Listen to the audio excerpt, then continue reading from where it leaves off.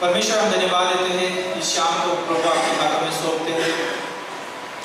प्रभु ये शाम जो है सभी के लिए एक साधारण शाम हो सकती है परमेश्वर, लेकिन हमारे लिए ये खास जो है शाम है परमेश्वर, क्योंकि इस समय हम आपकी आराधना करने वाले हैं, क्योंकि आप साधारण परमेश्वर नहीं हैं, आप खास परमेश्वर है परमेश्वर। और प्रभु हम धन्यवाद देते हैं परमेश्वर, आप राजाओं के राजा और प्रभु के प्रभु है परमेश्वर, क्योंकि इस सृष्टि पे प्रभु यीशु मसीह आपका अधिकार है, हर एक मनुष्य के ऊपर आपका अधिकार है, क्योंकि आपने बनाया प्रभु आपकी महिमा के लिए।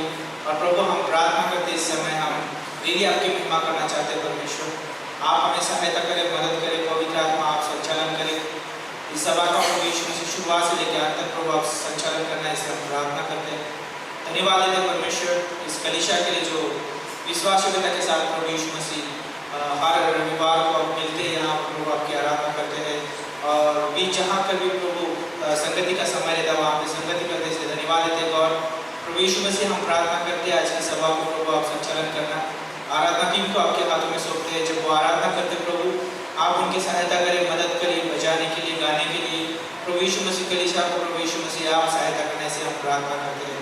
धन्यवाद देते हैं आज का वचन आपके हाथों में सौंपते हैं और आपके दास को आपके हाथों में सौंपते हैं, वचन के माध्यम से आप हमसे बात करिए। धन्यवाद देते हैं और यदि हमारे बीच में कोई बीमार है प्रभु हम उनके लिए प्रार्थना करते हैं, आज प्रभु इस सभा में उनको चंगाई देना प्रभु, और प्रभु उनके जीवन के द्वारा आपकी महिमा करके लेना, इसे हम प्रार्थना करते हैं।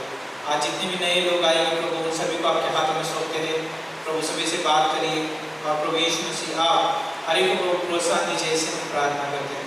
धन्यवाद देते हैं, आपकी स्तुति करते हैं, आपकी प्रशंसा करते हैं। प्रभु हम आगे का समय आपके हाथों में सौंपते हैं, आप इस सभा को संचालन करिए, यीशु के नाम से हम मांगते हैं, आमीन। इस महीने का रविवार से हम शुरू कर देते हैं कि आराधना को और जय जयकार करके गाएंगे उसको। बोलो जय मिलकर जय, बोलो जय यीशु की जय, बोलो जय मिलकर जय, बोलो जय यीशु की जय, बोलो जय जय जय, बोलो जय मिलकर जय, बोलो जय यीशु की जय, बोलो जय मिलकर जय, बोलो जय यीशु की जय, बोलो जय जय जय।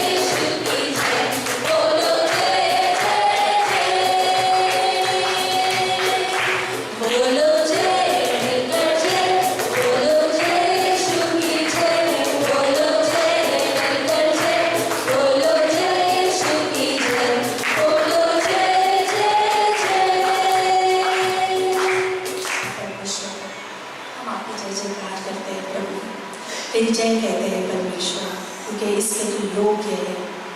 धन्यवाद प्रभु, धन्यवाद परमेश्वर।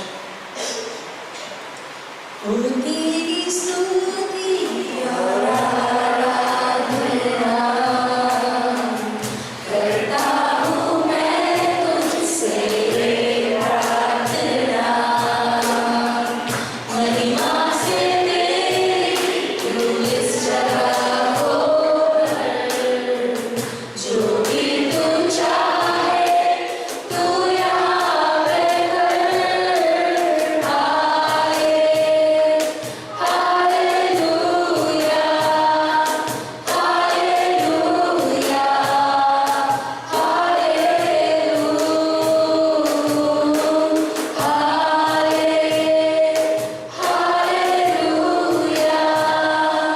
हालेलुया, हालेलुया, करुणा से तेरी मैं दिन दिखाता है, ढाल बनकर मेरी मुझे बचाता है। जब मैं पुकारूं तू दौड़ आता है, जब मैं गिरूं मुझे उठाता है। हालेलुया, हालेलुया,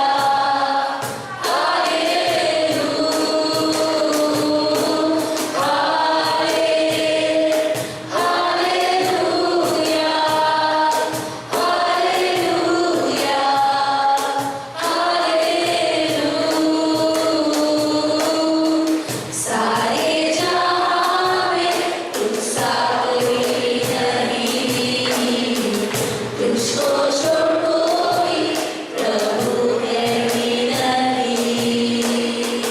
घुटने टेके हूँ बस तेरे सामने, तू है मेरा प्रभु, तू मेरा पिता। हालेलुया, हालेलुया,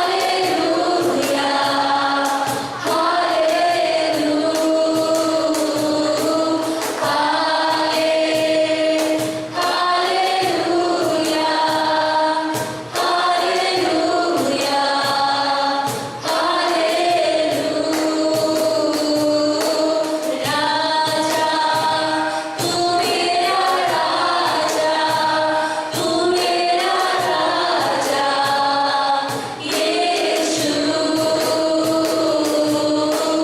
राजा तू मेरा राजा, तू मेरा राजा यीशु।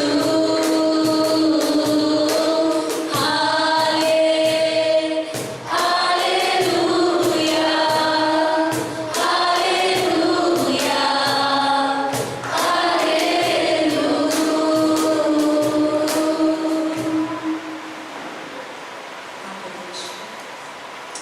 तू राजाओं का राजा है, प्रभुओं का प्रभु है। तुझसे इस जहाँ में कोई नहीं है परमेश्वर। एक दिन हर एक घुटना टेकेगा परमेश्वर, आपके सामने हर एक चीज नतमस्तक हो जाएगी प्रभु। कुछ नहीं है जो ठहर पाएगा और जो खड़ा रह पाएगा परमेश्वर, क्योंकि तू ही है, तू ही वो प्यार का सागर है परमेश्वर। धन्यवाद प्रभु। तू प्यार का सागर, सागर दया का तू है। तू प्यार का सागर, सागर दया का तू है। तेरे प्यार के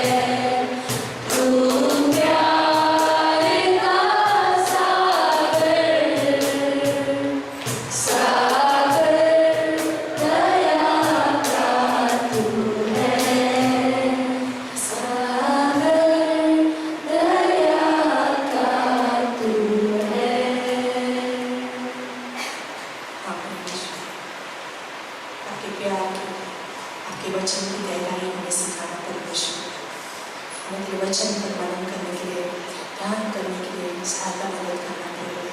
हमारा ध्यान इधर उधर भटकाने ना देना। इस सभा में आप सभी को आशीषित करना, हमारे कानों और हमारे हृदय से बातें करना प्रभु। यीशु मसीह के नाम से मांगते हैं, आमीन।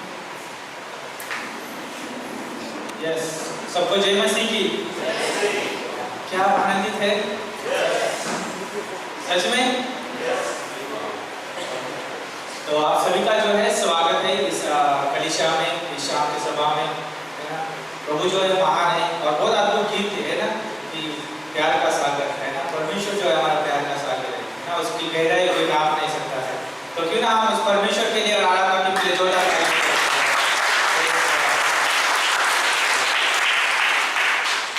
क्या हमारे बीच में कोई पहली बार है इस सभा में? हम आपका स्वागत करना चाहते हैं। कोई बात नहीं है ना, क्रिसमस के लिए थे नए सब लोग, है ना। ओके, तो कोई बात नहीं है, हम अगली बार है ना, अगले संडे किसी को लेके आ सकते हैं, हमारे फ्रेंड को, हमारे जो है पड़ोसी को, किसी को भी लेके आ सकते हैं। सिर्फ क्रिसमस के लिए नहीं है, तो हम संडे भी लेके आ सकते हैं ना। प्रभु के वचन को उनके जीवन में हम बोल सकते हैं। तो क्यों ना फिर से एक बार हम खुद के लिए जोरदार ताली बजाते हैं। दूसरा सवाल, क्या आप आनंदित है? यस। तो अभी खुद के लिए ताली बजाए तो आवाज क्या बात है। तो कुछ खास अनाउंसमेंट, तो आने वाले समय में जो बाइबल कॉलेज शुरू हो रहा है, ये महीने में ही होगा, है ना। तो यदि आप बाइबल कॉलेज करना चाहते हैं तो आपका स्वागत है, और यदि आप नहीं करना चाहते तो भी क्लास लीजिए, क्योंकि हमें प्रभु में बढ़ना है ना। हमें प्रभु में बढ़ना है, उसके कलीसिया में बढ़ना है, उसकी संगति में बढ़ना है। तो बाइबल कॉलेज है, हम उस काम हमें जो है प्रभु में बढ़ाने के लिए मदद कर सकता है। हाँ, भले रविवार को यहाँ पे संदेश सुनते हैं, हम प्रोत्साहन पाके जाते हैं, लेकिन पूरे हफ्ते के लिए हमारे लिए काफ़ी नहीं होता है। लेकिन जब हम बाइबल कॉलेज करते हैं, है ना, वो बाइबल कॉलेज जो है हमें और भी बढ़ने के लिए मदद करता है। तो हमें ज़रूरी है बाइबल कॉलेज में करना। तो सोमवार के दिन जो है पास्टर का क्लास रहेगा, चर्च प्लांटिंग, है ना, कलीसिया की स्थापना करना। आप सोचेंगे कि हमको क्या करना है कलीसिया की स्थापना करके, है ना। लेकिन याद रखिए, हम कलीसिया होने के नाते हमारी बहुत बड़ी जिम्मेदारी होती है ना। तो यहाँ पर जो है बहुत अच्छे लोग है ना, फ्लावर पॉट रखे हुए। अगर वो फ्लावर पॉट ही रहते उसमें फ्लावर ना होता तो उसकी सुंदरता नहीं होती, है ना। तो भले मिशनरी जो लोग जाके चर्च की स्थापना करेंगे, लेकिन उनके साथ टीम और कलीसिया भी होना जरूरी है। तब जो है उस स्थापना की, जो कलीसिया स्थापना की सुंदरता आती है। तो उसे जानने के लिए जो है आपके लिए क्लास उपलब्ध किया गया है। तो सोमवार की शाम 7 बजे है ना, वो क्लास रहेगा, पास्टर रोशिद के द्वारा सिखाया जाएगा। तो अद्भुत समय रहेगा, और उसका ज़्यादा मूल्य भी नहीं होगा, थोड़ा मूल्य चुकाना पड़ेगा।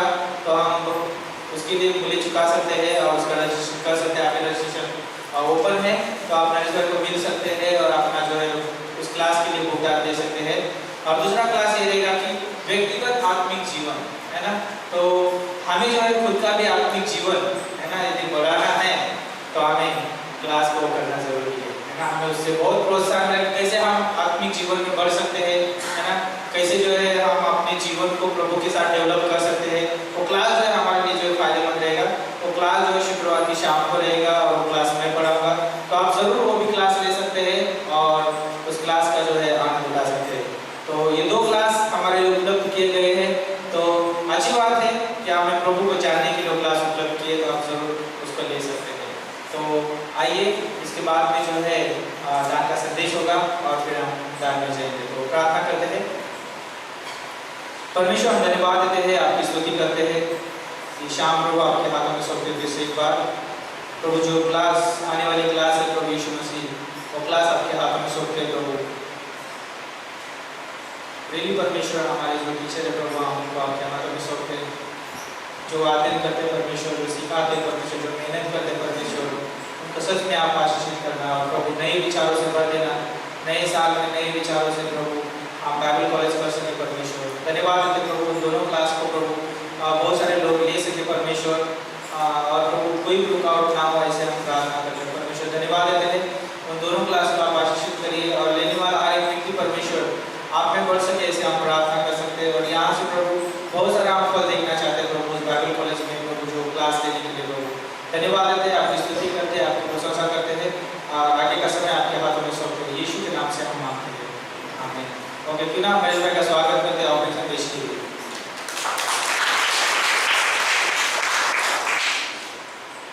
सभी को प्रेज़ द लॉर्ड, जय मसीह की। सुनाई दे रहा है? प्रभु में सदा आनंदित रहो, पहले ही बोल दिया फिलिपियों 4:4। बाकी कुछ बोलने को रखा ही नहीं। तो इस साल का ये पहला रविवार है, तो प्रभु में हमें सदा आनंदित रहना चाहिए। परमेश्वर ने हमारे लिए आत्मिक आशीष बहुत सारी रखी है, तो उसके पीछे चलना है। आत्मिक आशीषों के परमेश्वर के पीछे पीछे चलना है।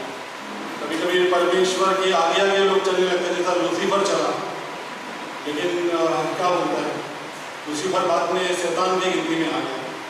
लेकिन परमेश्वर के पीछे चलना है, पास्टर हमारे अगुआ है उनके पीछे चलना है, तो हमें आत्मिक आशीष मिलेगी। अभी डायरेक्ट संदेश में जाते हैं। 1 तिमोथी 6:9 से पढ़ेंगे हम।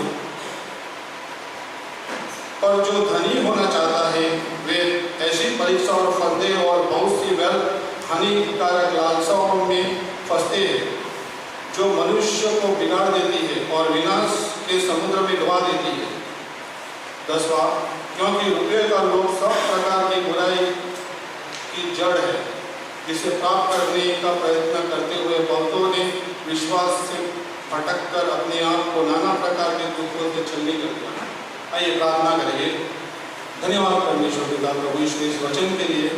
प्रभु मेरे मुंह के द्वारा आप बोलना, और प्रभु यीशु इस कलीसिया से प्रभु 60 और 100 गुना फल लेके आना, और देने वालों में आशीषित करना, बहुत ऐसे आशीषित करना। इस कलीसिया से 70 और 100 गुना फल आए, ऐसे होने देना प्रभु यीशु मसीह के नाम से मांगते हैं, आमीन। यहाँ पर हम देखते हैं दशमांश देना। कभी कभी हम ऐसा होता है कि दशमांश न देंगे तो हमें श्राप मिलेगा, लेकिन ऐसा बिल्कुल नहीं है। कोई ऐसा सोचना नहीं मत कि परमेश्वर को हम जब दशमांश देते हैं तो परमेश्वर हमें बहुत ऐसे आशीष करता है, और हमारा जो महीने का खर्चा है वो इतना आराम से निकल जाता है, हम सोच भी नहीं सकते। जब हम संसार में थे, मैं अपने आप को देखता हूँ संसार में, कभी महीना का होता तो 15 तारीख को सब खत्म हो जाने का। क्यों खत्म हो जाने का? 15 तारीख के पहले ही, क्योंकि हम भौतिक वस्तुओं पे मन लगा रहे थे, मुझे ये चाहिए, मुझे वो चाहिए, मुझे वो चाहिए। लेकिन भौतिक वस्तु भौतिक ही होती है, उसमें जीवन नहीं होता। जीवन प्रभु यीशु के मसीह के वचन में है, और वचन ही हमें सब कुछ सिखाता है। प्रभु यीशु मसीह ने कहा है अय्यूब की किताब में 26:7 में, पृथ्वी है ना अधर लटकी है।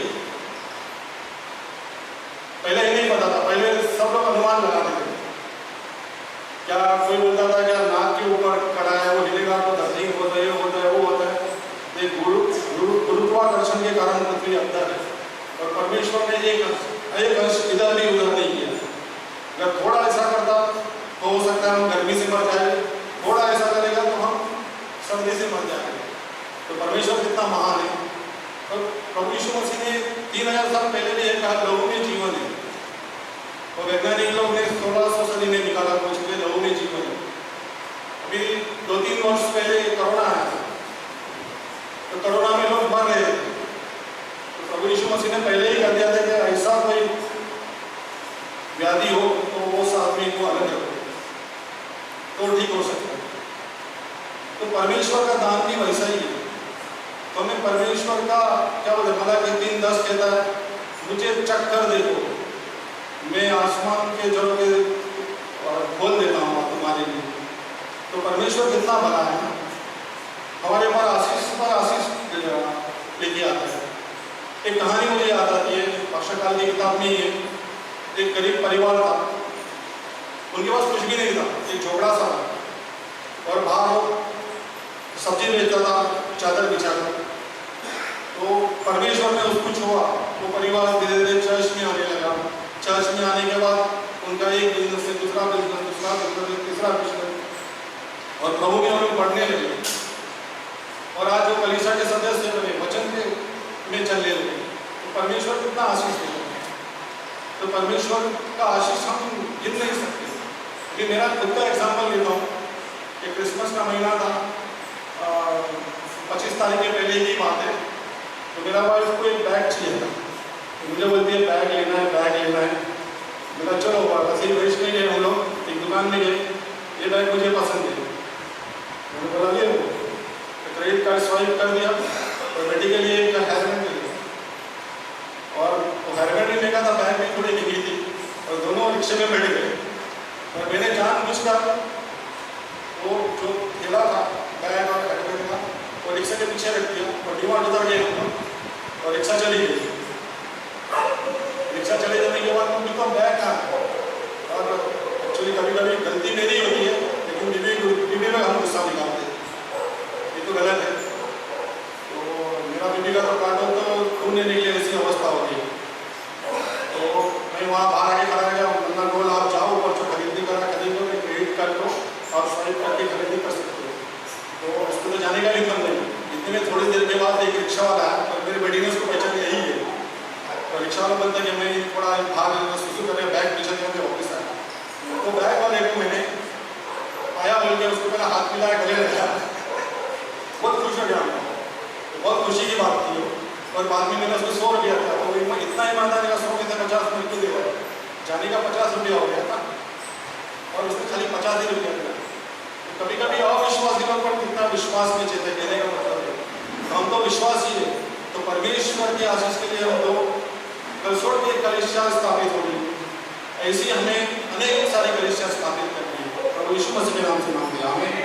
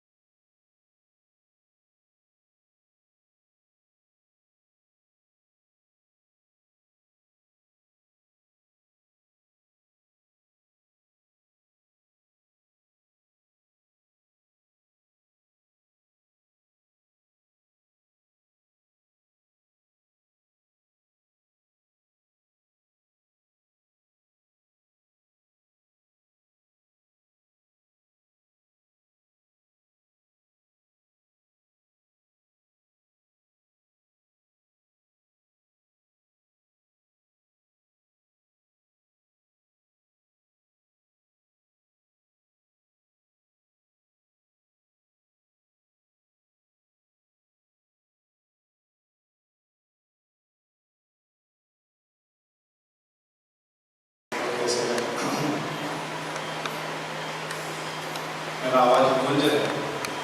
अच्छा, गूंजने वाला आवाज़ है मेरे पास। मतलब पहाड़ में कैसा आवाज़ है, पहाड़ों में आवाज़ कैसा है तो वैसा, ठीक है। अच्छा, तब पिछला महीना बहुत बढ़िया था हमारे लिए, सब लोग के लिए। घर हमने जाके प्रार्थना किया, जब आके खाना भी खाया हम लोग ने, ठीक है। रोज खाना था, किधर नहीं किधर खाना ही था, और बहुत मज़ा का समय था। और अच्छा, क्रिसमस का क्या बोलते हैं, इन्विटेशनल या निमंत्रण रहेगा भी अच्छा गया। 22 को 22 जो यहाँ पे हुआ था, और 31 भी बहुत बढ़िया था। वो सारे लोग रुके सभा के बाद। कई बार लोग चले भी जाते, बट इस बार रुके भी लोग, बहुत सारे लोग रुके कैंप फायर के, तो अच्छा लगा। ठीक है, आप लोग सब लोग थे, लगता है सब लोग थे कैंप फायर पे। कौन थे, दूसरे लोग थे क्या, आप लोग ही थे?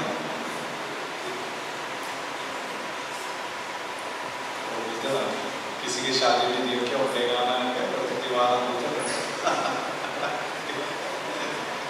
दूसरे लोग वजह लेके गए, ऐसा बड़ा लोग थे, लगते सब लोग थे। मैं शुरू में बोला कि लोग कहाँ पे नया साल मनाने गए कि क्या, सब लोग आए।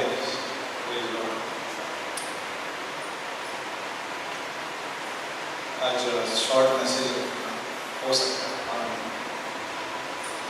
ये वादा पूरा नहीं करता हूँ मैं कभी, शॉर्ट बोलता हूँ, ठीक है, शॉर्ट का शॉर्ट बोलता हूँ। ठीक है, इज़िकल का 33 में जाते हैं। आज सवेरे में अंधेरी में था, वहाँ पे प्रीच किया। यहाँ पे हम लोग अलग मैसेज देंगे। इज़िकल का 33। पुराने नियम में तो भविष्यवक्ता आए थे। अगर आपको सबको पता है भविष्यवक्ता कौन होता है, कि जो परमेश्वर से सुनते हैं और बोलने वाले लोग होते हैं। पुराने नियम में ये भी देखा जाता था कि फॉल्स प्रॉफिट भी रहते थे। फॉल्स का मतलब झूठे भविष्यवक्ता भी रहते थे। वो लोग परमेश्वर से सुनते नहीं थे, लेकिन कुछ भी बोलते थे कि परमेश्वर ने बोला है, और झूठे भविष्यवक्ता उसको बोलते थे। जिसने सुना नहीं है परमेश्वर से और बोलते थे, भविष्यवाणी करते थे। तो ऐसे कई झूठे भविष्यवक्ता भी थे पुराने नियम में। आज के ज़माने में भी बहुत सारे भविष्यवक्ता बोलते हैं, प्रॉफिट्स। यूट्यूब पे अगर आप देखोगे बहुत सारे प्रॉफिट्स हैं, लेकिन अगर आप पुराने नियम में देखोगे तो वहाँ पर पूरा पुस्तक नहीं था उनके हाथ में। तो परमेश्वर से सुनने के लिए भविष्यवक्ताओं को भेजा जाता था, ठीक है ना। तभी पुस्तक बाइबल नहीं था पूरा कई बार, तो इसलिए भविष्यवक्ता परमेश्वर यूज़ करता था। आज हमारे हाथ में 66 बुक्स, तो उसको हम पढ़ते, जो भविष्यवाणी की पुस्तक है। ये बाइबल जो है कोई क्या बोलते हैं, सिर्फ कहानियाँ नहीं है इसमें, लेकिन ये भविष्यवक्ता का पुस्तक है, भविष्यवाणी का पुस्तक है, प्रॉफेसी। जब हम इस बाइबल को पढ़ते हैं तो हम भविष्यवाणी को पढ़ रहे हैं, ठीक है ना। और अभी इसके बाहर कोई भविष्यवाणी करने की जरूरत नहीं है, क्योंकि परमेश्वर ने प्रकाशित वाक्य में, रेवल्यूशन में भविष्यवाणी किया है कि ये होने जा रहा है भविष्य में, और इसके आगे उतना जोड़ना नहीं है ना उसको कम करना है। बाइबल में ये भी लिखा है, ठीक है। बाइबल में प्रकाशित वाक्य का 22 में अगर पढ़ोगे, उसके लास्ट अध्याय में, कि ना उसको जोड़ना है, जो बाइबल में नहीं है उसको नहीं जोड़ना है, ना उसको काटना है ना, सब्ट्रैक्ट नहीं करना, उसको कम नहीं करना। जैसा बोला है बाइबल में उसके अनुसार प्रचार करना है या उसको पढ़ना है। इसलिए हम लोग ध्यानपूर्वक इसको समझते हैं, ध्यानपूर्वक हम लोग बाइबल कॉलेज करते हैं, चर्च में आते तो इस भविष्यवाणी को सुनने के लिए आते हैं, ठीक है ना। भले मैं भविष्यवक्ता नहीं हूँ, लेकिन मैं भविष्यवाणी का प्रचार करता हूँ। ये बाइबल जो है भविष्यवाणी तो है। परमेश्वर जो है हमारे कल के आने वाले समस्या को लेकर या फिर ये साल को लेकर परमेश्वर हमसे बात पहले से करता है, रेडी रखता है। उसका बाइबल जो वचन है, परमेश्वर जो है हमसे बात करता है ताकि हम कल के लिए तैयार हो या आज के लिए तैयार हो, ताकि हम लोग जो है हर चीज़ का सामना कर सकें। अभी इज़िकल का पुस्तक ऐसा है कि यहाँ पे दुखद पुस्तक एक्चुअली देखा जाए तो, क्योंकि इज़िकल में ऐसा है कि परमेश्वर की महिमा निकल जाती है। सब लोग महिमा जो मंदिर में थी वो डिपार्ट हो जाती है, निकल जाते हैं, क्योंकि लोग जो है अन्य चीजों पर विश्वास कर रहे हैं। इजरायली लोग जो है अन्य चीजों पर विश्वास कर रहे हैं, मूर्तियों पर विश्वास कर रहे हैं, जीवित परमेश्वर पर विश्वास नहीं कर रहे। तो वहां पे जो है परमेश्वर जो है, अभी बोलते हैं कि मैं निकल रहा हूँ, परमेश्वर की महिमा मंदिर से निकल गया। और उस समय की बात है ये, जब इज़िकल भविष्यवक्ता था, और इस 33 में पढ़ते हैं 1 में, यहोवा का ये वचन मेरे पास पहुंचा है, जो इज़िकल है, हे मनुष्य की संतान, अपने लोगों से कह, जब मैं किसी देश पर तलवार चलाने लगूं और उस देश के लोग किसी को अपना पहरुआ करके ठहराए, वचन 3 में, तब यदि वो ये देखकर कि इस देश पर तलवार चलाने वाली है, नरसिंगा फूंककर लोगों को चिता दे। उस जमाने में जो है नरसिंगा फूंकी जाती, चेतावनी दिया जाता था कि ऐसा कुछ होने वाला है तो तैयार हो, तलवार चलने वाली है, तैयार हो। आजकल तो ऐसा तो नहीं है, प्रेज गॉड, ऐसा कुछ ये जमाना नहीं हमारा कि हम लोग बाइबल पढ़ते हैं, अच्छा गीत गाते हैं, आराधना करते हैं और हम लोग अपने काम पे जाते हैं। लेकिन उस जमाने में लड़ाई थी, जब इजराइल जब दुश्मन का सामना करना होता था तो उनके हाथ में तलवारें होती थी, उनको दुश्मन का सामना करना पड़ता था, कहीं घात किए जाते थे, तकलीफ में जाते होते थे शायद। लेकिन यहाँ पे परमेश्वर इजराइल से बहुत ठंडा मतलब एकदम अपसेट है यहाँ, क्योंकि उसकी महिमा चलेगी, क्योंकि वो मूर्ति पूजा कर रहे हैं, दूसरे अन्य चीजों पर भरोसा कर रहे हैं, परमेश्वर पर भरोसा नहीं कर रहे। और जिसकी वजह से जो है यहाँ भी इस पंक्ति में इज़िकल को एक चेतावनी के रूप में इस्तेमाल कर रहा है, और परमेश्वर इज़िकल को एक वॉचमैन के हिसाब से इस्तेमाल कर रहा है। वॉचमैन का मतलब क्या बोलते हैं हिंदी में? द्वारपाल के हिसाब से इस्तेमाल कर रहे हैं इज़िकल को इस पुस्तक में। और यहाँ पे नरसिंगे फूके जाएंगे और नरसिंगा फूक कर लोगों को चिताया जाएगा, वार्न किया जाएगा। 4 में, तो जो कोई नरसिंगे का शब्द सुनने पर न चेते और तलवार चलाने से मर जाए, उसका खून उसी के सिर पर पड़ेगा। कहने का मतलब यह है कि अगर तुमको वार्न नहीं किया, चेतावनी नहीं दिया, तो खून तेरे पर है। लेकिन अगर तूने वार्निंग दिया और उन्होंने सुना है और उन्होंने माना नहीं है, तो वो जिम्मेदार, तू जिम्मेदार नहीं है।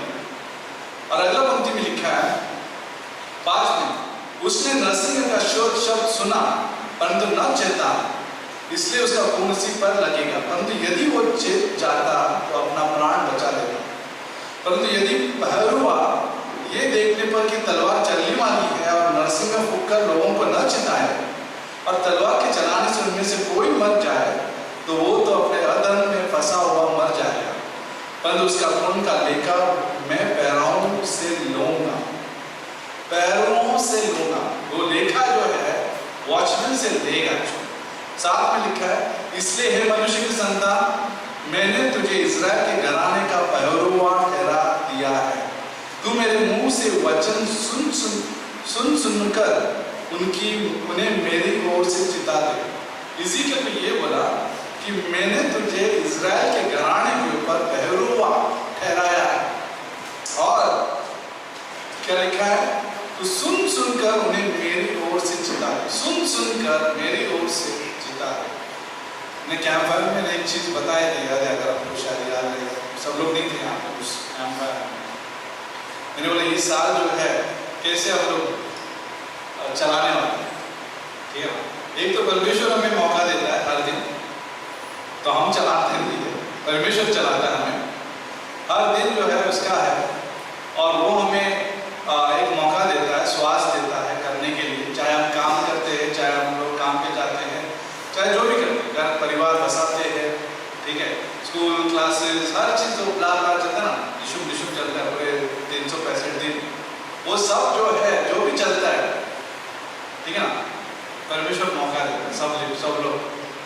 और उस मौके में हम कुछ सुनना चाहते हैं, हम परमेश्वर से सुनना चाहते हैं, और सुनने से ही हम लोग अपने आप को बचा सकते हैं या चिता सकते हैं, या हम लोग सुरक्षित रख सकते हैं अपने आप को।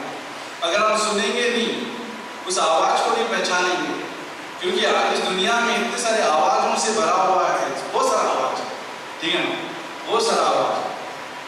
डिजिटल जमाने का आवाज है, कई दोस्तों का आवाज है, पढ़ाइयों का आवाज है, चुनौती का आवाज है, क्या होता है कभी कभी दौड़ने का भी आवाज, रेस बोलते हैं, रेस का मतलब कंपटीशन, मुकाबला का आवाज है कि मुझे और बेहतर करना है, मुझे और बेहतर करना है, तभी जाके मेरी तरक्की होगी।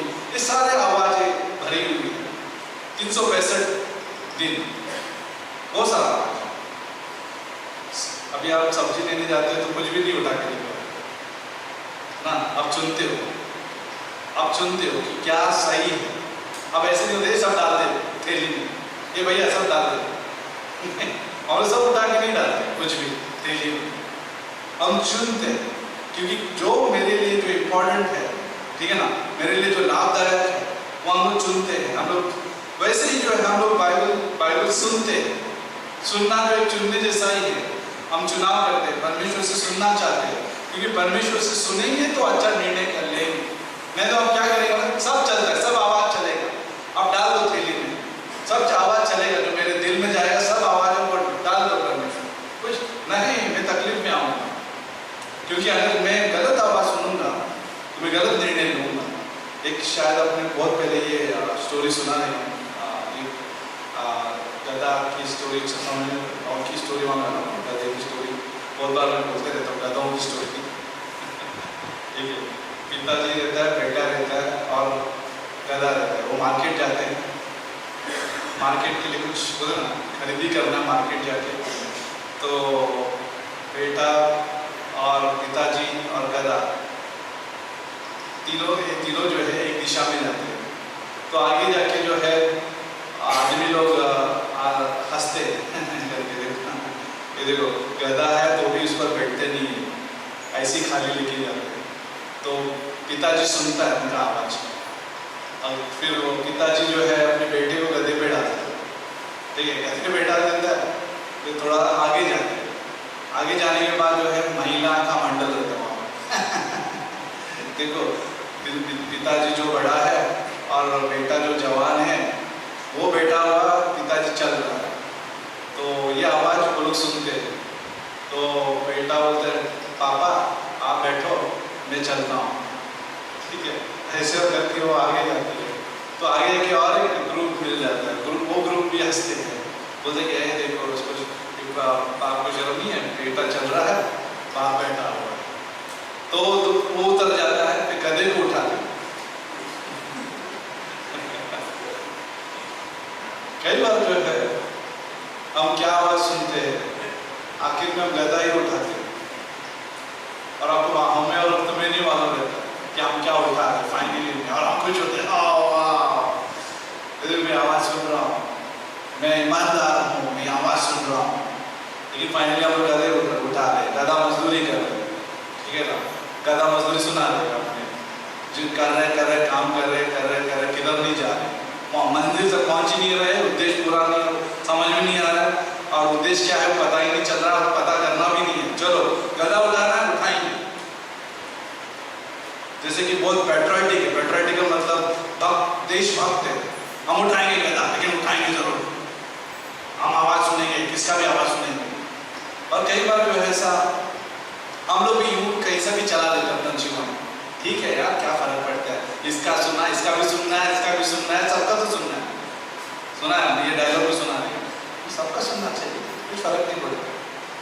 लेकिन यहाँ पे इज़िकियल में परमेश्वर चेतावनी दे रहा है कि सुन सुनकर उनको चिताना, क्योंकि आवाज के ऊपर है। नरसिंह का जो है, नरसिंह का जो ट्रम्पेट जो था, ट्रम्पेट बोलते हैं इंग्लिश में, वो ट्रम्पेट जो था सुनने पर था, और उसका आवाज सुनने से ही चेतावनी दी जाती थी और लोग सतर्क हो जाते थे।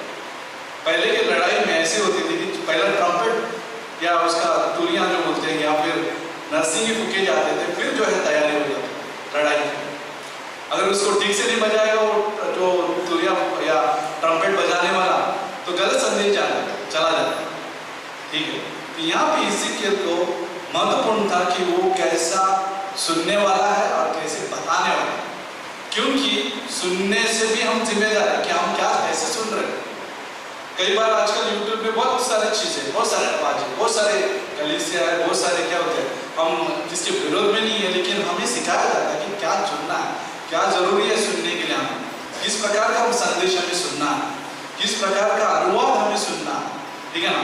क्योंकि नहीं तो हम सब भविष्यवक्ता चलता है, क्या प्रेरित चलता है, कोई भी क्या बोलते, कोई भी पास्टर चल जाता है, ठीक है। आजकल ऐसे यूट्यूब में ऐसे है कि सब लोग गिराने वाले ज़्यादा रहते, पब्लिक को देखा रहेगा, पब्लिक को गिराते हैं और चंगाई का नाम से जो है भीड़ जमा रहती है। लोग पसंद भी करते हैं इसको, लोग पसंद करते हैं, बहुत भीड़ है भाई, वो पास्टर वो प्रेरित गिरा रहा है, लोगों को कुछ चमत्कार दिखाई दे रहा है, गिराने से लोग खुश हो रहे हैं। एक्चुअली आदमी गिर गया मतलब यहाँ पे सामर्थ है।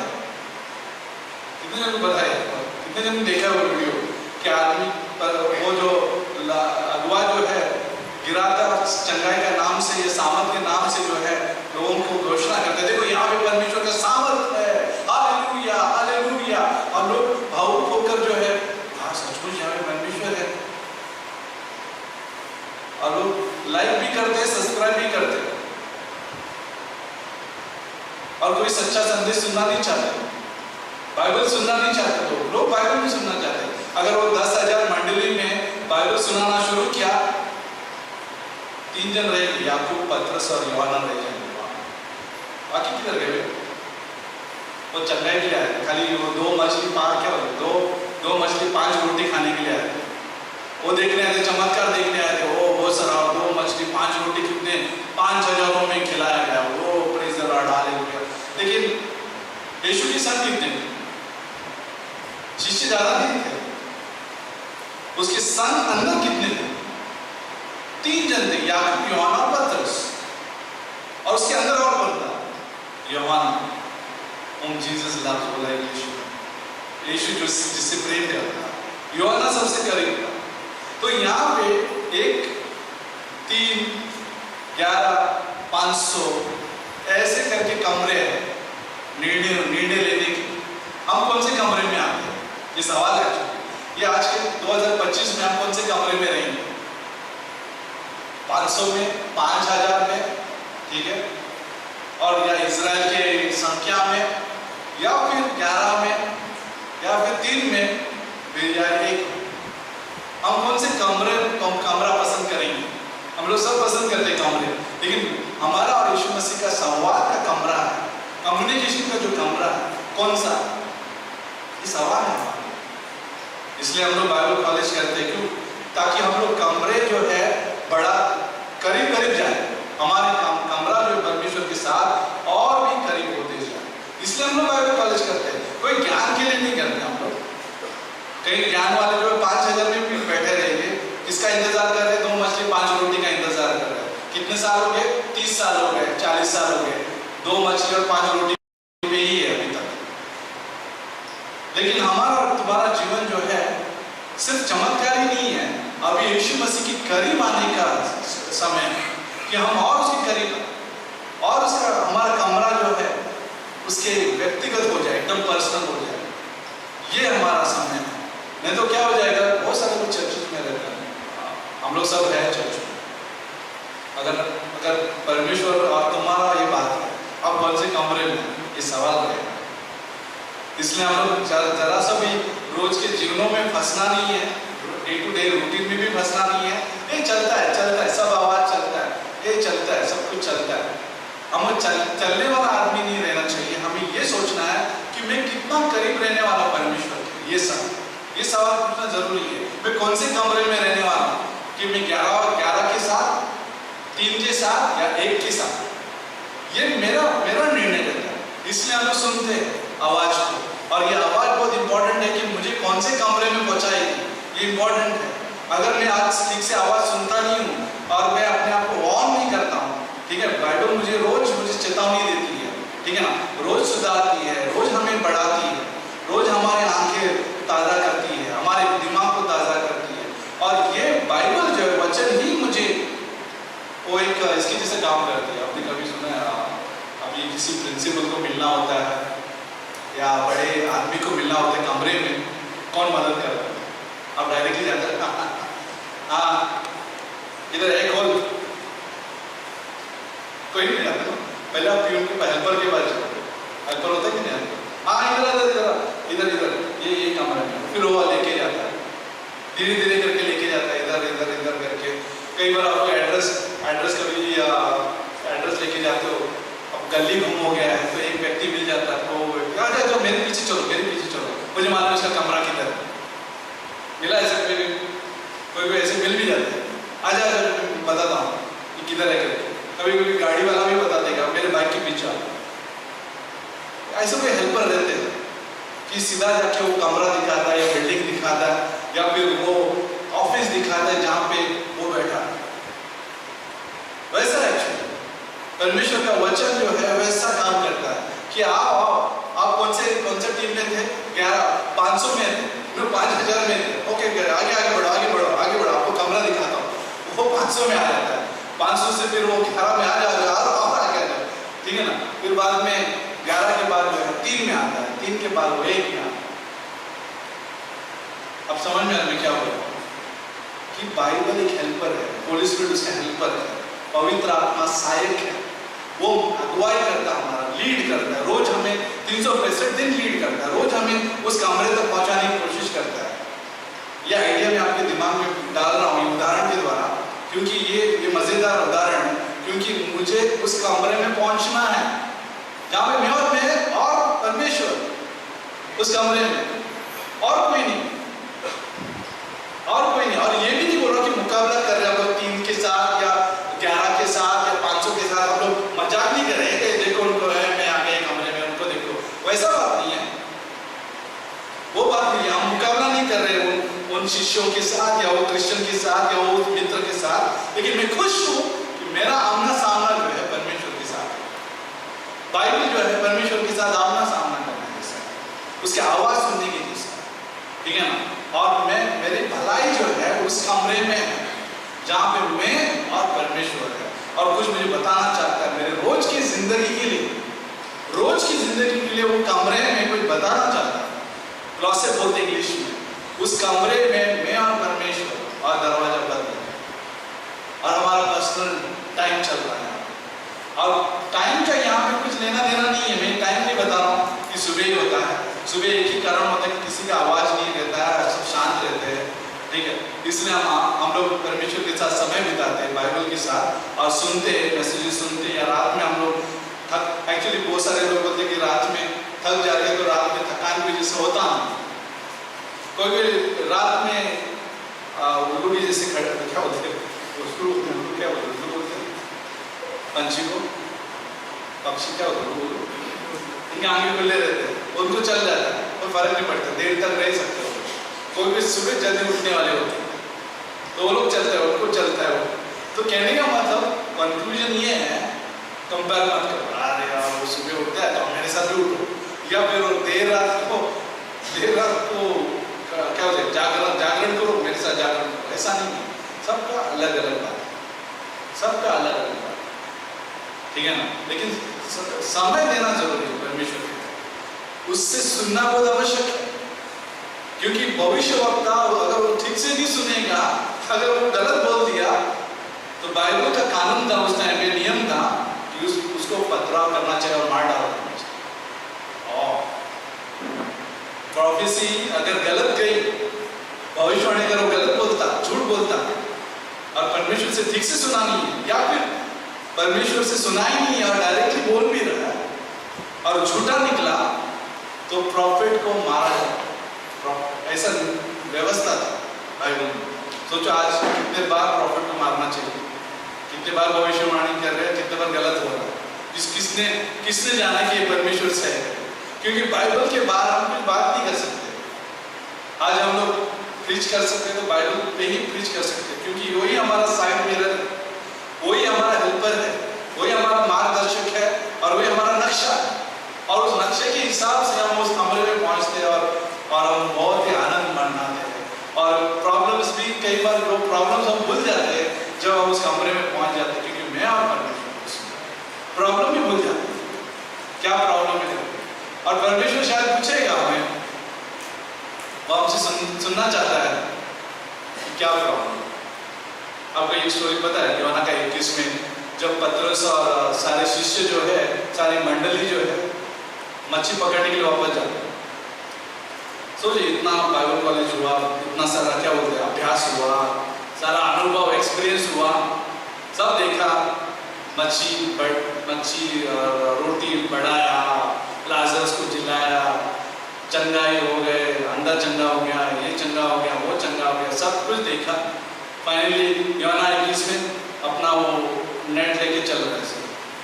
ए भाई चलो सब लोग इधर गए, यीशु मसीह मालूम नहीं।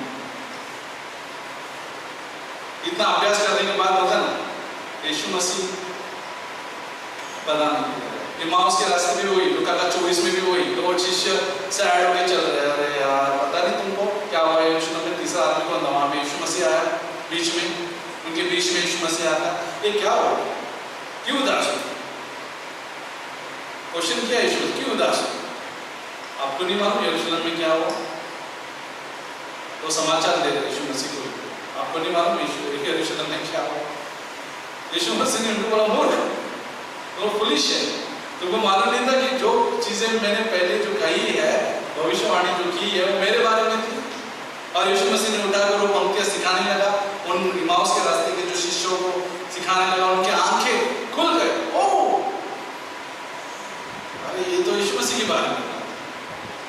और यूहन्ना के 21 में वहां पे जब पतरस और सारे लोग जो है यहाँ पे मच्छी पकड़ने के लिए गए और वापस से उनको मच्छी नहीं मिलती है, और फिर अचानक उसको उनको यीशु मसीह का आवाज सुनाई देता है और यूहन्ना समझ जाता है, अरे ये तो प्रभु है। अच्छा, क्योंकि यूहन्ना समझदार व्यक्ति था, वो ज्यादा करीब था, वो आवाज को पहचानता था, अरे ये तो प्रभु है जो आवाज दे रहा है। और फिर बाद में किनारे पे जाते तो यीशु मसीह उनको पूछता है, आपने कुछ खाया? लाओ, जो आपने पकड़ के लाया हो जाओ लेके आओ। और यीशु मसीह पकाता।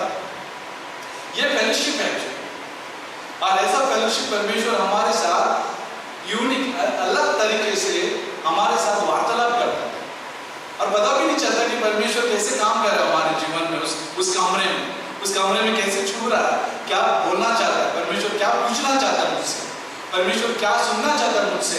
उस कमरे में, उस क्लॉसेट में वो काम होता है, उस कमरे में मैं और जब परमेश्वर वार्तालाप करते हैं, कुछ अच्छी बातें सुनने को मिल रही है। मुझे सवाल पूछ रहा है परमेश्वर मुझसे, जो मेरे लाभदायक के लिए होते हैं, बस ये काम होता है। और जब हम बाइबल पढ़ते हैं तो वही होता है कि परमेश्वर हम ये बाइबल जो है उस कमरे में पहुंचा। तो सवाल ये है कि आप कौन से और मैं कौन से कमरे में,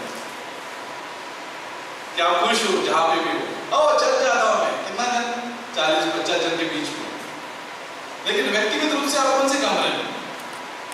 मैं भारत भर के मिशन में हूँ, ग्रेड सारे क्या बोलते हैं, बहुत खुश हो जाते हैं ग्रेड, अरे उत्तर भारत में, गुजरात में, उड़ीसा में, आप किधर हो? आप कौन से कमरे में हैं? कई बार हम लोग बहुत खुश हो जाते हैं, हम लोग क्या पार लेके, हम लोग मिशन के इतना भागीदारी, यस, ये सब खुशखबरी है, ये हमारे लिए एनकरेजमेंट है कि हमारा मिशन बढ़ रहा है, प्रोत्साहन की बात है। लेकिन व्यक्तिगत रूप से मैं कहाँ पे, कौन से कमरे में? व्यक्तिगत रूप से मेरा वार्तालाप और परमेश्वर का वार्तालाप कैसे है कि मैं ज्यादा संसार से सुन रहा हूँ कि वो मुझे भला लग रहा है, क्या मेरे संसारिक दोस्त भले लग रहे हैं, कि उनके आवाज अच्छे लग रहे हैं, उनके एडवाइसेस अच्छे लग रहे हैं, ठीक है ना? नहीं,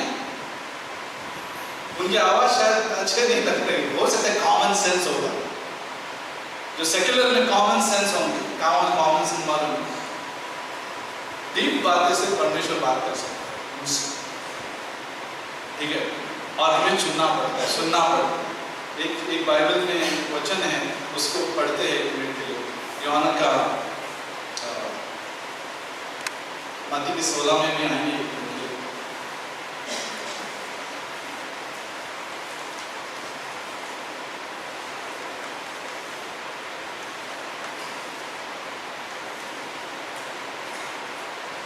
वचन 7 में देखिए, यूहन्ना का 10:7 में यीशु ने उनसे फिर से कहा, मैं तुमसे सच सच कहता हूँ, भेड़ों का द्वार मैं हूँ। 8 में, जितने मुझसे पहले आए वो सब चोर और डाकू, और परंतु भेड़ों ने उनकी ना सुनी, भेड़ों ने उनकी नहीं सुनी। क्या लिखा होगा 8 में पढ़ते हैं उन्होंने, जितने मुझसे पहले आए वे सब चोर और डाकू है, परंतु भेड़ों ने उनकी न सुनी। द्वार मैं हूँ। कमरा जो कौन है द्वार का? मैं हूँ द्वार, डोर मैं हूँ। यदि कोई मेरे द्वार भीतर प्रवेश करे तो उद्धार पाएगा, भीतर बाहर आया जाया करेगा और चारा पाएगा। ये है जो यहाँ पे यीशु मसीह डोर है। और बाद में वचन नंबर 16 में देखिए, मेरी और भी भेड़ें हैं जो इस भेड़शाला की नहीं, मुझे उनको भी लाना आवश्यक है। वे मेरा शब्द सुनेगी, तब एक ही झुंड और एक ही चरवाहा होगा। मेरी भेड़शाला में नहीं है, उनको लेके आना है। जो मेरे भेड़ जो आएगी वो मेरा सुनेगी। तो यहाँ पे भेड़ चरवाहा जो होता है भेड़ों को जानता है, और भेड़े जो है चरवाहा के आवाज को पहचानते हैं। आवाज बहुत जरूरी है, आवाज। नहीं तो हम लोग कुछ भी सुनेंगे, कई बार बहस होते हैं, कई बार ये बातें होती है, वो बातें होती है, और हम सुनने शुरू करेंगे तो क्या हो जाएगा मालूम है कि हम गलत दिशा में हैं। ठीक है ना, गलत दिशा में जाना शुरू करेंगे। और फिर हम लोग कई बार देखिए, याद रखिए, चेतावनी भी देना चाहूंगा मैं, अगर आप एक कमरे में हो जहाँ पे यीशु मसीह और आप है, अगर आप जरा सा भी अपना क्या बोलते हैं क्या बोलते, चौकीदारी छोड़ दिया, ठीक है, और अचानक अलग अलग आवाज सुनना शुरू करेंगे तो 1 से 3 में चले जाओगे, 3 से बैकवर्ड जाता है, 3 से 11 में चले जाओगे, और 11 से 500 में चले जाओगे। अभी 5000 में हो, अभी विश्वासी है, खाली क्रिसमस के दिन आता है। क्या हो गया? धीरे धीरे तो वो क्या हुआ, वो अन्य आवाज सुनने लगा, और धीरे धीरे जो है कदम पीछे चलते गए। वार्निंग है हमारे लिए, हम सबके लिए वार्निंग है। अच्छे से अच्छे जो है शिक्षक, लीडर, कांग्रेगेशन जो है गिर सकती है, हम सब गिर सकते हैं अगर हम अपने आप को सुरक्षित नहीं रखेंगे, हार्ट गार्ड नहीं करेंगे। कोई भी हो, फिर हमने से कोई भी, हम एक पे खुश हो गए, वाह अभी कितना मैंने मेहनत किया, यीशु के कमरे में पहुंच गया, लेकिन छोड़ो मत, केवल उस कमरे को छोड़ो मत, परमेश्वर के साथ संपर्क में रहो, वार्तालाप बने रहो, प्रार्थना में रहो। प्रार्थना का मतलब वार्तालाप, कम्युनिकेशन परमेश्वर के साथ। लेकिन अगर मोमेंट जैसे ही हम लोग किसी और तरफ देखने लगेंगे, जैसे याद है पतरस पानी में चल रहा था, ऐसा लग रहा था कि कमरे में पहुंच गया। याद है, एक ही आदमी चला पानी में उस टाइम पे, पापी इंसान चला, पापी इंसान, यीशु मसीह की बात नहीं कर रहे, एक ही पापी इंसान चला पानी में, वो है पतरस। खुश हो गया, उसको कमरा मिल गया। यीशु मसीह को बोले तुम्हें पानी में चलो, आ जा। पानी में कदम रखते ही खुश हो रहे, वाह मजा। स्विमिंग करने की जरूरत नहीं है, मछुआरा है और चलिए, मछुआरा हमेशा अच्छा क्या होता है, स्विमर होता है, बराबर ना। मच्छी पकड़ने वाले को तो आना ही चाहिए, क्योंकि वो समुद्र के बीच में तो जाना ही है। तो जितने भी मच्छी मारने होते हैं ज़्यादातर उनको तैरना आता ही है, लेकिन ये तो तैरना नहीं है, वो चलना है भाई, वो चल भी रहे। अचानक तूफान आ जाता है, उसका दृष्टि जो है अभी मुड़ के जो है उस तूफान के पास क्या होता है, बुड़क नीचे जाता है। अभी वो बचाओ कर रहे, तैरना भी भूल गया, तैरना भी भूल गया। अभी वो कह रहे कि प्रभु मुझे बचाना, मुझे बचा। यीशु मसीह हाथ बढ़ाता है और उसको नाव में डालता। क्या ये हो सकता है हमारे साथ? हम लोग चल रहे अच्छे से, पानी में चल रहे, महसूस भी कर रहे हैं, अनुभव कर रहे हैं, चमत्कार देख रहे हैं हमारे खुद के जीवन में, मजा आ रहा है परमेश्वर के साथ, बाइबल क्लासेस में मजे आ रहे हैं, और आनंद लग रहा है हमें। लेकिन अचानक जो है कुछ आ जाता है हमारे सामने, कुछ आवाजें आ जाती है, अन्य बातें आ जाती है। मेरी सबसे अन्य भाषा का मतलब एक ही है, अन्य आवाज, अन्य आवाज। ठीक है, अन्य भाषा का वही मतलब क्या हम दूसरे की आवाज़ सुनने शुरू करते हैं और गिर जाते हैं। और धीरे धीरे मैं जो पहले कमरे में था तो तीसरे कमरे में पूछा, हाय योना, हाय पतरस, हाय, फिर बाद में थोड़ा थोड़ा करके गहरा, हाय थॉमस, तो इंडिया में मुझे मालूम है। फिर धीरे धीरे करके 500 में स्वर्गलोक देखा था हमने, बहुत बढ़िया था। धीरे धीरे 5000 में 2 मछली और 5 रोटी पे आ गया। नहीं, परमेश्वर नहीं चाहता कि आप दूर जाओ। परमेश्वर हमेशा चाहता है कि करीब रहो, उसके करीब रहो, उसके कमरे में रहो। लेकिन चॉइस हमारा है ना। परमेश्वर कभी बांध के नहीं रखेगा, रस्सी टाइट करके और रस्सी में बांध के रखते, किडनैपर बांध के रखते, पैर को बांधते और कुर्सी पे बांध के रखते, मुंह पे पट्टी। परमेश्वर ऐसा नहीं रखेगा हमें उस कमरे में। तो इधर ही बैठ, मेरे से सुनते रहेगा, मैं जो बोलूंगा वो करना ही पड़ेगा। ये चॉइस देता है परमेश्वर। और हम लोग अच्छा उधर देखते हैं, मैं आ रहा हूँ परमेश्वर, पहले मैं अपनी गर्लफ्रेंड को मिल के आता हूँ, ऐसे सब ठीक है, किसी का बॉयफ्रेंड नहीं है, और परमेश्वर में पहले काम करके आ रहा हूँ, रह गया था, मेरा फ्रेंड बुला रहा है, रह गया था, उधर वो करके आता हूँ पहले।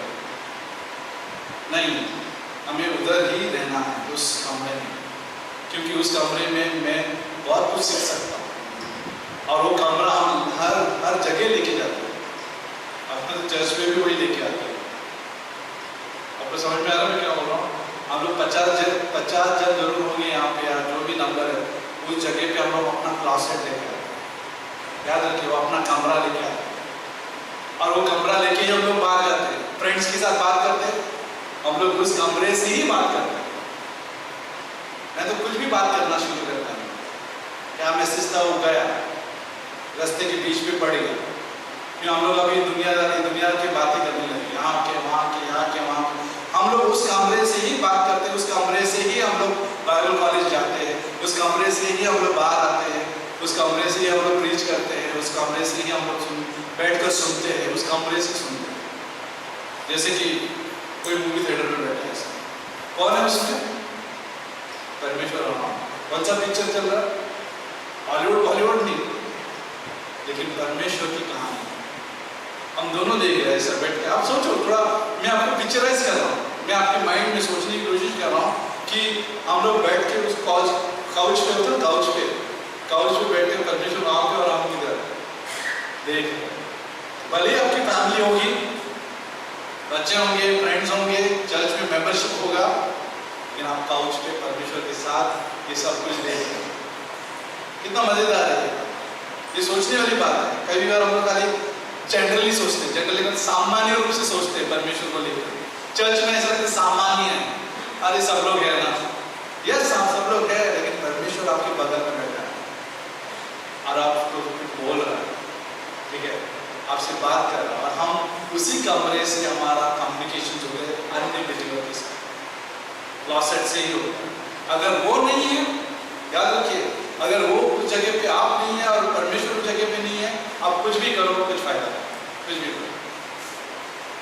कुछ भी करो, अच्छा भी काम करेंगे तो भी फायदा नहीं। मैं बताना चाहता हूँ, अच्छा भी काम होगा, दिखने में वो दुनिया की नजर में अच्छा है, बहुत अच्छा है, बहुत बढ़िया इंसान है यार, ये अच्छा काम कर रहा है, फिर भी कुछ नहीं, व्यर्थ काम में। लिखा हुआ है कि भजन संहिता 127 पढ़ो, 127 पढ़े ना स्क्रीन पे, फिर अपने बंद कर, शॉर्ट बोला था, शॉर्ट नहीं बोला, 127 जो है भजन संहिता 127 भजन संहिता, हाँ इस यात्रा कौन सा भी सोचो। घर को यहोवा न बनाए तो उसके बनाने वाले का परिश्रम व्यर्थ होगा। यदि नगर की रक्षा यहोवा न करे तो रखवाले का जागना व्यर्थ ही होगा। ठीक है, आगे जाते हैं। तुम जो सवेरे उठते और देर करके विश्राम करते और दुख भरी रोटी खाते हो, ये सब तुम्हारे लिए व्यर्थ ही है, क्योंकि वह अपने प्रियों को क्यों ही नींद प्रदान करता है। जब तक यहोवा घर नहीं बांधता है, बनाने वाले का परिश्रम व्यर्थ। तो हमारे बगल में परमेश्वर होना ही, गाइडेंस के लिए पवित्र आत्मा का अगुवाई होना ही। अगर मैं उसके अगुवाई के बिना नहीं चल रहा हूँ, सब यार आप देखो कुछ मिनटों में आपका लाइफ ऐसा चला जाएगा। अरे यार कितना टाइम हो गया यार, हम लोग 10-20 साल हो गए, हम लोग ऐसे थे, जवान थे, अब क्या हो रहा है? टक टाइम चल रहा है भाई, टाइम जा रहा है। अगर आप जवान हो तो यूज करो अपना, क्या बोलते हैं, शक्ति परमेश्वर के लिए, चाहे स्त्री हो चाहे पुरुष हो, यहाँ इस्तेमाल करो परमेश्वर के। वेट मत करो, काउच पे जाके बैठो, काउच का मतलब सोफा पे जाके बैठो, घर की सोफा की बात नहीं कर रहा, परमेश्वर की सोफा की बात कर रहा। बैठो, उससे बात करो, सुनो उससे, बाइबल से सुनो, उससे सुनना बहुत आवश्यक है मेरे परिवार के लिए और हमारे सबके निर्णय बहुत जरूरी है। हर एक निर्णय जो होता है परमेश्वर से सुनिए, तब जाके जो है दिशा मिलेगी। मैं तो आइए प्राप्त करें परमेश्वर बने रहते हो इस रात के लिए, इस अवसर के लिए हम सभी को यहाँ पे लेके आया और सिखा रहा है प्रभु कि हमें मदद करना। इस साल में हम तेरे आवाज को करीब से सुनो, उस कमरे तक पहुँचे, उस कमरा में हम रहे तू और हम, और वही कमरा लेके हम लोग फेलोशिप करते हैं, मित्रता बढ़ाते हैं, मित्र रखते हैं, संगति करते हैं, ऑफिस जाते हैं, वही कमरा लेते हैं, क्योंकि तेरी उपस्थिति की जरूरत है हर जगह जहाँ पे हम जाते हैं। कई बार हम रूठ भी जाएंगे तो भी वो कमरा से हिलना नहीं है, क्योंकि परमेश्वर चाहता है कि हमारा रूठना कम हो, वो गुस्सा कम करेगा, हमें बदल देगा उस कमरे में, सोच विचार चाल चलन वो बदल देगा उस कमरे में। उसका मदद लीजिए ये साथ, परमेश्वर हम सबको मदद की जरूरत है। हमें अगुवाई करना, छूना, स्पर्श करना, तेरे पीछे पीछे चलने के लिए मदद करना, तेरी आवाज के पीछे चलने के लिए मदद करना, फ्रेंडशिप में भी मदद करना, चर्च लाइफ में भी, कलीसिया जीवन में भी मदद करना कि तेरे आवाज के अनुसार हम चलें। कि तू नहीं तो फिर कुछ भी नहीं, फ्रेंड्स भी कुछ मतलब नहीं है, फेलोशिप भी कुछ मतलब नहीं है, तेरा आवाज नहीं, मदद करा। तेरा आवाज सुनने के लिए हम चर्च में भी है, सीखिए। अगर कई बार हम लोग उस आवाज को पहचानते भी नहीं तो भी हमें मदद मिलती है बाइबल सुनने से विश्वास बढ़ता है। बाइबल लिखा है रोमियो 10:17, सुनने से विश्वास बढ़ता है। तो जब हम सुनने के चर्च में भी आते तो हम धीरे धीरे उस कमरे तक पहुंचते हैं, धीरे धीरे, एकदम से नहीं, शायद धीरे धीरे, फिर हम खुद ही अनुभव करेंगे कि हम और परमेश्वर का अपना सामना हो रहा है और हम लोग सुन रहे उससे। तो वैसे ही बने रखिए, ये साथ पढ़ते रहिए, बाइबल क्लासेस है वो लेते रहिए, जैसे आपको बाइबल पढ़ना है वो पढ़ते रहिए, प्रार्थना करना है वो प्रार्थना करते रहिए, ढूंढना है ढूंढते रहिए, क्योंकि परमेश्वर ढूंढने वाले को मिलता है, खोजने वाले को मिलता है, खटखटाने वाले के लिए वो द्वार खोलता है। क्योंकि यीशु मसीह ने कहा मैं द्वार, जो अंदर बाहर करेगा मैं उसके लिए चारा देगा, उसके लिए चारा सॉल्यूशन उत्तर है। यीशु मसीह में जो है उसके पास उत्तर है, तकलीफ में भी उसको उत्तर मिल जाता है। कई बार अपने मनुष्य के ज्ञान से नहीं समझ में आता, लेकिन यीशु मसीह के साथ करीब से रहेंगे तो हमें उत्तर मिल जाता है। अगर अभी तक अपने यीशु पर विश्वास नहीं किया तो आज विश्वास कीजिए कि वही सच्चा परमेश्वर है, उद्धार करता परमेश्वर है। उसने ही हमारे लिए उस क्रॉस पर जान दिया, लहू बहाया, हमारे लिए मारा गया, गाड़ा गया, तीसरे दिन जिंदा हुआ। यीशु मसीह के इस बलिदान पर विश्वास करने से ही हमें उद्धार मिलता है, क्योंकि यीशु मसीह ने हमारे पापों के लिए उस क्रॉस पर जान दिया, लहू बहाया, जो पवित्र लहू, जो कुंवारी मरियम से उसका जन्म हुआ, किसी मनुष्य के छूने से भी नहीं हुआ, और वो लहू हमारे लिए यीशु मसीह ने बहाया ताकि उस शुद्ध लहू से हमारा सारा पाप जो है, हमारा सारा कलंक जो है, निर्दोष, निष्कलंक, निष्पाप ठहराया। यीशु मसीह के ही बलिदान की वजह से हमें धर्मी ठहराया। हमें खुद के कर्मों से, यीशु मसीह के काम की वजह से जो क्रॉस पर किया है, जो काम उसने पूरा किया, अपना प्राण त्याग कर और पाप का बिल भर गया, वो हमारे लिए मर गया, गाड़ा गया और तीसरे दिन जिंदा हुआ। इस विषय पर और इस बलिदान पर विश्वास करने से हमारा उद्धार होता है। तो मेरे पीछे प्रार्थना कर सकते हैं। अभी तक आपने विश्वास नहीं किया तो आज विश्वास कीजिए और आपको मुफ्त में अनंत जीवन मिलता है, हमेशा का जीवन मिलेगा। और कोई भी छुड़ाएगा नहीं उसके हाथ से, कोई भी। मेरे पीछे प्रार्थना कर सकते हैं कि यीशु मसीह मैं पापी हूँ, मैं अपने आप को नहीं बचा सकता। धन्यवाद देता हूँ कि तू मेरे लिए उस क्रॉस पर जान दिया, मेरा पाप का दंड भर दिया, मेरे लिए मारा गया, गाड़ा गया और तीसरे दिन तू जिंदा हुआ। इस बलिदान पर मैं विश्वास करता हूँ और जब भी मेरा यहाँ जीवन समाप्त होगा तो मेरा नया जीवन जो है हमेशा के लिए तेरे संग अनंत के लिए, ये मैं मानता हूँ और विश्वास करता हूँ। अगर किसी ने पहली बार विश्वास किया है तो हमेशा के लिए सुरक्षित आते रहिए, बाइबल सुनते रहिए, क्योंकि वो कमरे तक हमें पहुँचना है, नहीं पहुँचे और पहुँच गए तो उस कमरे में ही रहना है और उस कमरे से ही हम लोग काम करना शुरू करते, सेवा करना शुरू करते, पैर धोना शुरू करते लोगों के, उस कमरे से ही करते, तो कमरा छोड़कर नहीं करते, यीशु मसीह से ही करते हैं, यीशु मसीह के द्वारा करते हैं, यीशु मसीह की शक्ति से ही करते हैं, जो बाइबल से आता है उसके पवित्र आत्मा से और उसके अनुग्रह से आता है। आइए आप खड़े रहते आत्मा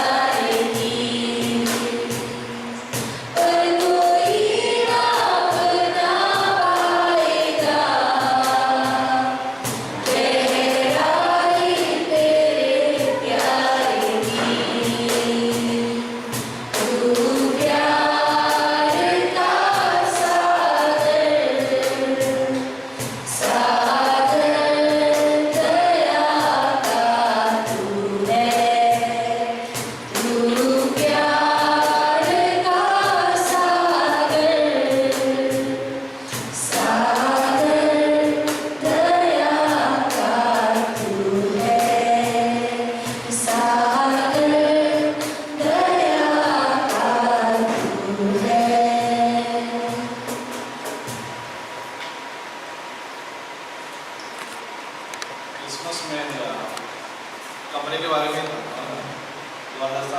कमरा नहीं है भाई, कमरा नहीं है, कमरा नहीं है। सुबह और बड़ी ढूंढ रहे कमरे को देखने को नहीं, एक मसीह के लिए मिल ही नहीं रहा था जगह, चराई में मिला। परमेश्वर ढूंढ लेता अपना जगह, याद रखिए परमेश्वर ढूंढ लेता अपना जगह। अगर हम तैयार नहीं रहेंगे कोई और लोग पकड़ेंगे तो तैयार है। कभी कभी अगर बाइबल को ठीक से अगर देखा है, यहूदियों को परमेश्वर ने छोड़ा नहीं है लेकिन साइड में किया, और अन्य जाति जो चर्च है उसको इस्तेमाल किया। परमेश्वर अगर हम तैयार नहीं एक बार वो पीछा रहेगा, उठाएगा, उठो जागो आओ मेरे पीछे, ठीक है। लेकिन अगर उसके पीछे नहीं होते तो वो क्या करते, थोड़ी बांध के रखा है, पट्टी थोड़ी डाल रहा है मुंह पे, फिर वो किसी और को भी इस्तेमाल कर सकता है। लेकिन हमारा जगह खाली नहीं, वो जगह कोई भी भर नहीं सकता। तो तो क्यों ना हम लोग परमेश्वर को बोला, परमेश्वर में यहाँ पे मुझे इस्तेमाल करना, मुझे जागरूक करना, मुझे उठाना, मुझे चलाना, तेरे पीछे आवाज, तेरे आवाज के पीछे चलाने की मदद करना, मुझे उस गैंग में मत रखना जहाँ पे कोई तेरे लिए कमरा नहीं, तेरे लिए कमरा नहीं, तेरे लिए कमरा नहीं, मेरे लिए बहुत कमरे है, ऐसा नहीं होना चाहिए। ठीक है, परमेश्वर के लिए कमरा रखो, मतलब अच्छा है, कमरा कमरा चल रहा है, लेकिन वो बहुत अच्छा थॉट है, विचार है कि नहीं, परमेश्वर के साथ हमें रहना है। ओके, क्लॉसेट में रहना, क्लॉसेट बोलते हैं इंग्लिश में। फिर हमारा सर्विस होता है, सर्विस का मतलब सेवा होती है। आइए परमेश्वर अपना सभी को अगुवाई करना इस उदाहरणों के द्वारा कि हम लोग हर दिन तेरे साथ बैठकर फिर तेरे साथ हम सर्व करें, सेवा करें, हमें मदद करना समझने के लिए, मनन करने के लिए, कि तेरा जीवन बहुत जरूरी है, हर पल के लिए तेरा वचन जरूरी है, हमारे दिमाग में जरूरी है, हमारे क्रिया में जरूरी है, चंगाई के लिए भी जरूरी है तेरा वचन। तेरा वचन सिर्फ एक वचन कह दे तो मेरा सेवक चंगा हो जाए। प्रभु तेरा वचन भी काफी है हमें चंगा करने। अगर किसी को चंगाई की जरूरत है तो उनको चंगाई देना, तेरे वचन से चंगाई देना, तेरे आवाज से चंगाई देना। नहीं ऐसे लोगों का परिवर्तन हुआ है सिर्फ आवाज सुनने से। कहीं ऐसे कट्टर जो कट्टर थे वो लोग भी यीशु मसीह की आवाज सुनने से, मेरे वचन सुनने से वो बिलीवर विश्वासी। ऐसा हम धन्यवाद देते यीशु मसीह के नाम से।